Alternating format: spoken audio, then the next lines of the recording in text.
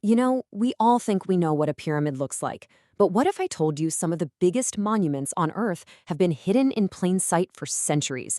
Today, we're diving into that incredible story, the Forgotten Pyramids of China. Okay, so when I say the word pyramid, what's the first image that pops into your head? I'm gonna bet it's probably the sun-scorched stones of Giza, right? Or maybe you're picturing the amazing stepped temples of the Maya and Aztecs in the Americas. And yeah, those are absolute icons of the ancient world, for sure. But what if I told you that some of the largest pyramids on the entire planet look, well, more like this? Just a simple, grassy hill. It doesn't exactly scream ancient wonder, does it?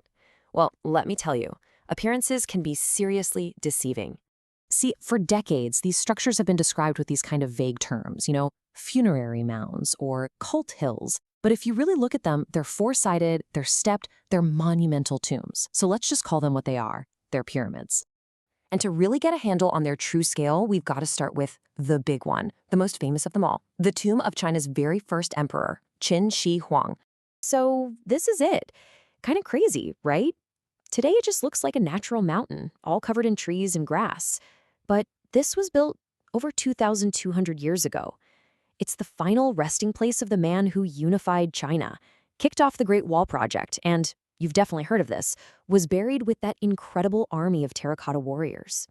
Okay, to wrap your head around the sheer size of this thing, just look at this comparison. The base of Qin Shi Huang's tomb is about 350 meters on each side. That is over 100 meters wider than the Great Pyramid of Giza. I mean, it is just absolutely enormous. And that massive base, well, it adds up to a truly staggering volume, an estimated 1.96 million cubic meters of Earth. That makes it the fourth largest monument in the entire ancient world. Just let that sink in. So how in the world do you build something on that scale back then? You do it with an immense workforce. Historical records claim that over 700,000 laborers were conscripted to build this incredible tomb complex. 700,000 people? But the really wild stuff lies underground.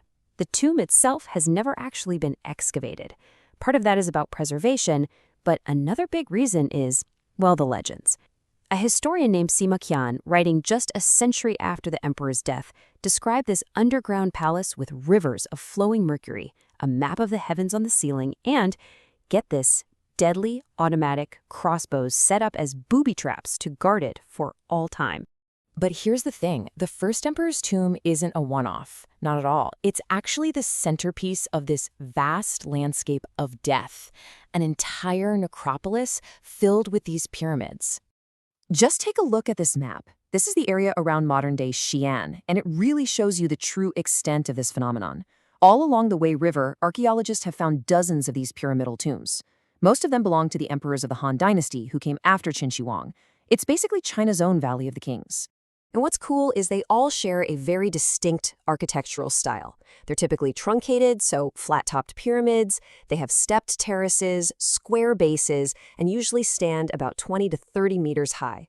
And, just like the first emperor's tomb, the pyramid itself is just one piece of a much bigger puzzle, with offering chambers and all sorts of subterranean passageways. But this is where the story gets even more incredible. If we jump back in time even further to the Shang dynasty, we find a concept that is just, well, it's totally mind-bending. The idea that a tomb isn't one pyramid, but two. Look at this. Seriously, look. That's not a foundation for something, that is the tomb. See, beneath the visible mound on the surface, ancient Chinese rulers would dig this massive, cross-shaped pit deep into the earth. It's an inverted pyramid pointing down into the underworld. And the king's burial chamber, it would be right at the very bottom. And the proof for this is even in the language itself, which is so cool. The ancient Shang character Ya actually represents this entire dual structure. Its primary meaning is literally a cross-shaped tomb with a stepped hill above it. But its second meaning is the hidden thing, referring of course to the subterranean part you can't see. So you see, this wasn't just architecture. It was a map of the cosmos.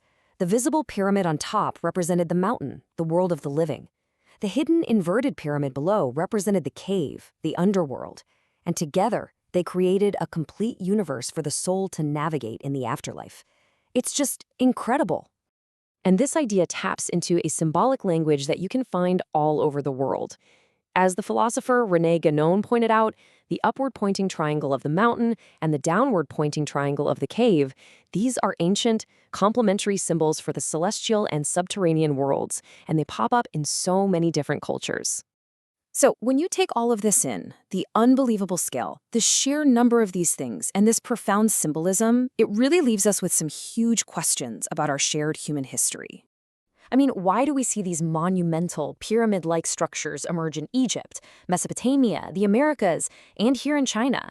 Was it a universal solution to a common human need to reach for the heavens and honor the dead? Or does it hint at something more, a shared knowledge, a forgotten global heritage that once connected these ancient civilizations? For now, the answers remain buried, literally. But I love this quote from the historian Henri Cordier from way back in 1920. He said, "These discoveries remind us that we can't deny something on the poor pretext that we haven't found it." It's a powerful reminder that our knowledge of the ancient past is so incomplete and that there is still so much we have yet to find.